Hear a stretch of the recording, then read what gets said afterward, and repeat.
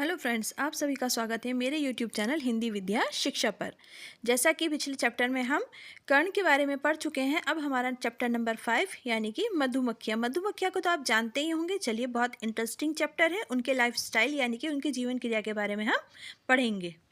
Chapter की व्याख्या मैं आपको पूरी तरह से नहीं करा सकती हूँ, मैं सारांश करा रही हूँ। व्याख्या करने का तरीका मैं पिछले चैप्टर बापू में करा चुकी हूँ।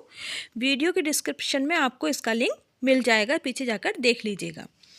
संदर्भ से हमारा मतलब होता है कि वो किस बुक से है, उस के चैप्टर का क्या नाम है और उसके लेखक कौन है।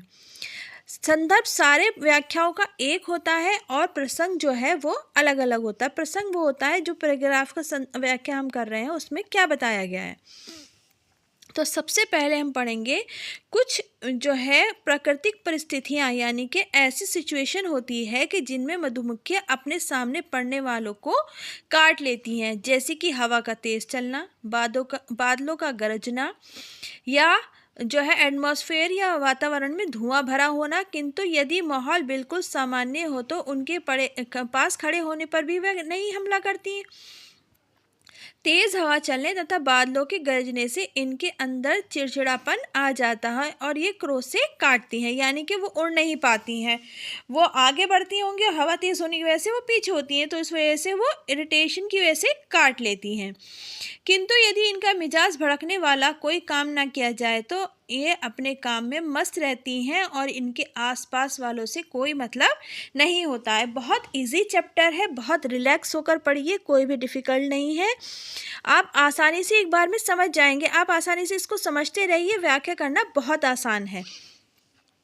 बराबर मतलब अवलोकन यानी कि देखने से यह पता चलता है कि मधुमक्खियाँ बिना वहाँ नहीं घूमती। प्रयोजन यानी कि किसी मतलब के बिना नहीं घूमती। बाहर जाने वाली अपने छत्ते से ऊपर उठ तेज़ी से वहाँ उन स्थानों को जाती हैं जहाँ फूल होते हैं। देश की मधुमक्खियों का पालन महुआ, आम, नीम, बाकावली और मोलसिरी तथा मटर के फूलों पर किया जाता है, क्योंकि इनमें शहद अधिक होता है और इस वजह से क्या है, मधुमक्खियाँ वहीं ज़्यादा आती हैं।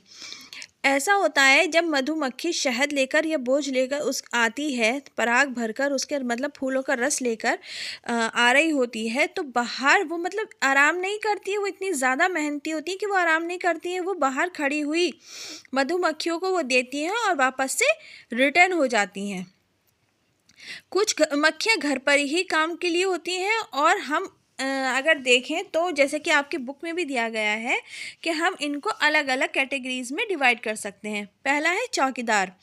इनका काम है मधुमक्खियाँ और कीड़ों के भीतर ना घुसने देना। मतलब और जो अन्य मक्खियाँ हैं या कीड़े हैं, कोई भी ऐसी चीज़ है जिससे उन्हें नुकसान होगा, उसको अपने छत्ते के अंदर ना आने देना। पंखे वाली, जो अपने पैरों से पंखा कर छत्ते के भीतर स्वच्छ हवा पहुंचाती हैं और उसे ठंडा रखती हैं। आप देखिए ये लोग कितनी मेहनती होती हैं कि मतलब इंसानों से ज़्यादा इनमें अकल होती है और कितनी मेहनत से सारे काम करती हैं। कितना भी मौसम ख़राब हो, कैसा भी मौसम हो, ये इनका क्या है, काम बंद नहीं होता है।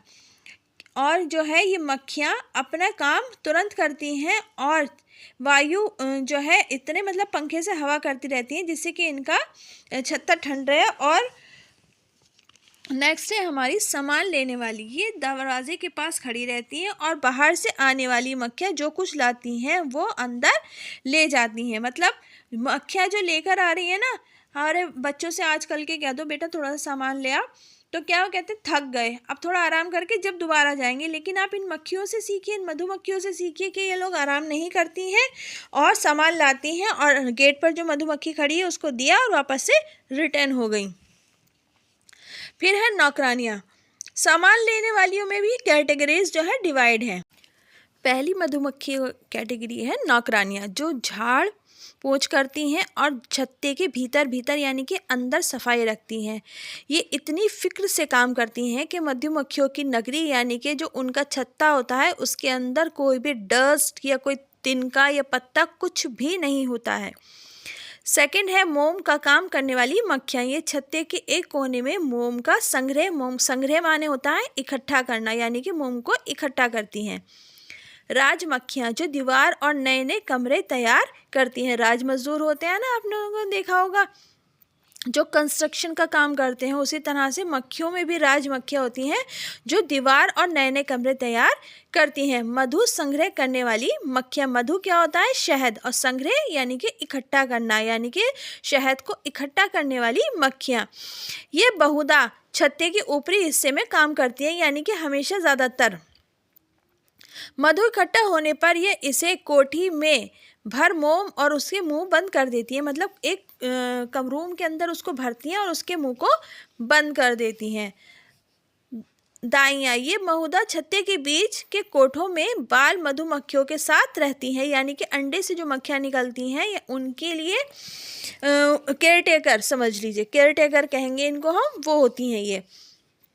और गर्मी सर्दी का बह नहीं होता। इनकी संख्या अधिक रहने के कारण उन्हें जो है कमरों की देखरेख के लिए ही रखा जाता है। फिर है आपकी दासी मधुमक्खियाँ। दासी मधुमक्खियाँ जो है, जो रानी की सेवा में तत्पर मतलब हमेशा लगातार लगी रहती हैं। और वो क्या करती हैं? कमरों में रानी साहिबा जो अंडे देती हैं उनकी सफाई करना और उन्हीं का काम करना। दासियाँ अपनी रानी की घड़ी भर को भी अकेले नहीं छोड़ती, मतलब हमेशा उनके आगे पीछे लगी रहती हैं। मधुमक्खियों की नगरी में इस प्रकार सुव्यवस्था के साथ काम करना जारी रहता है, मतलब हमेशा डिसिप्लिन में और जो है मैनेजेबल तरीके से काम करती हैं ये लोग। परंतु आकाश में बादल इकट्ठा होते ही बाहर काम करने वाली मक्खियाँ घर भाग आती हैं। तब छत्ता मधुमक्खियों से परिपूर्ण हो जाता है। क्या हो जाता है? परिपूर्ण हो जाता है। और आकर खाली नहीं बैठती, कुछ ना कुछ भीतर काम करने लगती हैं। ये भी परिश्रमी जीव है, यानी कि बहुत ज़्यादा मेहनती हैं ये लोग। ये जो है फ्री बैठना नहीं चाहती, यानी कि बाहर से आ गई हैं तो चलो भाई थोड़ा आराम कर लें या आलसी हो जाए, नहीं, ये बिल्कुल भी आलसी नहीं होती हैं। ये छत्ते के अंदर आने के बाद भी काम करती रहती हैं। इनके सिवा जो है प्रत्येक छत्ते में एक रानी होती है जो प्राय मतलब हमेशा जो है मधुमक्खी की माता है। ये सेवक मधुमक्खियों के आकार में बड़ी होती है, लंबाई 1.5 इंच तक रहती है। इसके पंख कुछ छोटे होते हैं और पीछे का भाग लंबा और सुंदर होता है, परंतु इसमें जहर की थैली नहीं होती। रानी के 2-4-10 पति भी रहते हैं और वे भी बड़े होते हैं, प्राय 1.25 इंच लंबे, परंतु इतने आलसी होते हैं कि नगरी में किसी भी काम को हाथ नहीं लगाते, मतलब घर में पड़े ही रहते हैं। ये समझ लिए कोई जॉब वॉब नहीं है उनके पास, है ना। प्रत्येक सेवक मधुमक्खी के शरीर के नीचे 6 औजार होते हैं, मतलब टूल्स होते हैं, जिनसे वो शहद निकालने से लेकर पराग चूसने और मोम बनाने इन सब का काम करती हैं। ये जो टूल्स होते हैं वो उनको कहीं अलग से तो मिले नहीं होते, ये क्या है, ऊपर वाले ने, कुदरत ने ही उनके बॉडी के अंदर दिए हैं और ये इनके शरीर में ही पाए जाते हैं। उनके जड़ों में कतरनी का काम निकलता है और इन्हीं काम मोम को कतर मनमाने स्वरूप में ले आती हैं। अन्य कीड़ों के समान इनके भी 6 पैर होते हैं और प्रत्येक पैर में 9 जोड़ रहते हैं। हर एक जोड़ पर खड़े और कड़े रोए होते हैं। पिछले पैरों में एक उत्तम खुरैरा होता है, जिसको जैसे हम खुर बोलते हैं ना, वही। ये दूसरे पैरों की अपेक्षा मतलब कंपैरिजन में लंबे होते हैं और उनके ऊपरी भाग अधिक चौड़ा होता है। उसमें एक खुली नली भी होती है जिसके ऊपर मतलब रोंगटे होते हैं। और यही सब मधुमक्खी अपने खुरैरे के समेट से जो है वो सलाइवा निकालती हैं और इनसे मतलब सारे काम करती हैं, जिससे मतलब क्या करती हैं, ये रस वगैरह चूसती रहती हैं। और एक पाइप होती है, उसी के अंदर से उससे फूलों से पराग निकालती हैं और उसके अंदर क्या है, इकट्ठा करती रहती हैं और बाद में जाकर क्या है, कोठे यानी कि रूम के अंदर छोड़ देती हैं। और मधुमक्खियों की तरह ही इन मधुमक्खियों के भी 4 पंख होते हैं। देखने में तो ये बहुत सॉफ्ट होते हैं, मगर ये बहुत ज़्यादा ताकतवर होते हैं। और मधुमक्खियाँ जो है उनकी भी आंखें संयुक्त होती हैं। इनसे वे किसी भी दिशा में बिना माथा फेरे देख सकती हैं, परंतु छत्ते के भीतर भीतर यानी कि अंदर प्रकाश ना होने की वजह से वह नेत्र नेत्र मतलब आँख काम नहीं देती। इसके कारण उनके ललाट ललाट यानी कि माथे पर कुछ पॉइंट से छोटे छोटे से बिंदु होते हैं जिन्हें जो लैम्प की तरह जल रहे होते हैं। मधुमक्खी की जो लंबी पूंछ होती है या मूंछ होती है जिन्हें अंधेरे में घुमा घुमा कर वह अपना रास्ता मतलब खोज सकती हैं। उनका एक डंक विस्मयजनक यानी कि आश्चर्यजनक हथियार है। छोटी तलवार के समान तो है परंतु इसमें 3 फल होते हैं और उसकी धार आरे की तरह क्या है दिखाई देती है और मामूली हालात में तीनों फल सटे रहते हैं परंतु डंक मारने के समय अलग अलग हो जाते हैं और घाव कर उसमें जहर छोड़ देते हैं। यही कारण है कि मधुमक्खी का डंक विशेष कष्टदायक होता है। किसी को काटा होगा तो उसको समझ में आ रहा होगा मैं किस चीज़ की बात कर रही हूँ, क्योंकि जब मधुमक्खी काट लेती है तो रेड हो जाता है और इतना ज़्यादा उसके अंदर पेन होता है कि वो नाकाबिले बर्दाश्त होता है। अगर किसी को मधुमक्खी काट ले तो उसके लिए हमें प्राथमिक उपचार भी पता होना चाहिए। जब हम चैप्टर पढ़ रहे हैं तो थोड़ा सा समझ लेते हैं। प्राथमिक उपचार के लिए किसी भी लोहे की चीज़ से उस एरिया को रगड़ दें जिससे जो डंक होता है वो बाहर आ जाए, या फिर अगर आपके पास नौसादर है तो उसे घोलकर लगा दें। जैसा कि हम बता चुके हैं पहले ही कि प्रत्येक छत्ते में क्या है कुछ मेल मधुमक्खियाँ भी होती हैं जिनका काम क्या होता है बस मौज से आराम से रहना और खाना पीना, और उनको कुछ काम वाम होता नहीं है। तो क्या होता है जब पराग ख़त्म होने लगता है, फूल कम होने लगती हैं, तो वो जो चैन की बंसी बजा रहे होते हैं ना, तो उनको क्या करते हैं एक सभा बिठाई जाती है कि उनके साथ क्या किया जाए। खाने की तंगी हो रही है तो अब उसको कैसे एडजस्ट किया जाए। तो ये डिसाइड होता है कि जो मुफ्तखोर हैं यानी कि फ्री का खाना खा रहे हैं उनको छत्ते से निकाल कर बाहर फेंक दिया जाए और छोटे बच्चों को भी बाहर निकाल कर फेंक दिया जाता है।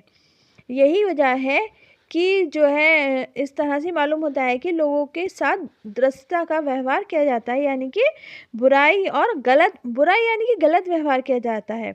परंतु मधुमक्खियाँ इस नियम का पालन कठिन उससे करती हैं, बहुत उसके साथ करती हैं।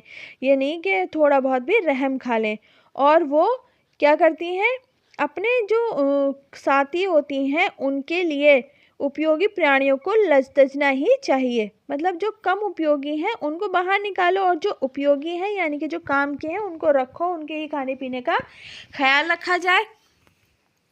तो आई होप मैं समझ रही हूँ आप लोगों को चैप्टर आसानी से समझ में आ गया होगा। अगर भावार्थ आता है यानी कि व्याख्या आती है तो संदर्भ लिख दीजिएगा प्रसंग और उसके बाद में उसकी व्याख्या कर दीजिएगा, क्योंकि हमने पूरा चैप्टर बहुत आसानी से पढ़ा है तो व्याख्या आसानी से हो जाएगी। तो आपको अगर वीडियो पसंद आई हो तो वीडियो को लाइक शेयर ज़रूर कीजिएगा और सब्सक्राइब कर ही चैनल जाइएगा, क्योंकि आगे मैं 10th क्लास के चैप्टर्स भी डालूँगी जो आपको आने वाले सेशन में आगे मिलेंगे।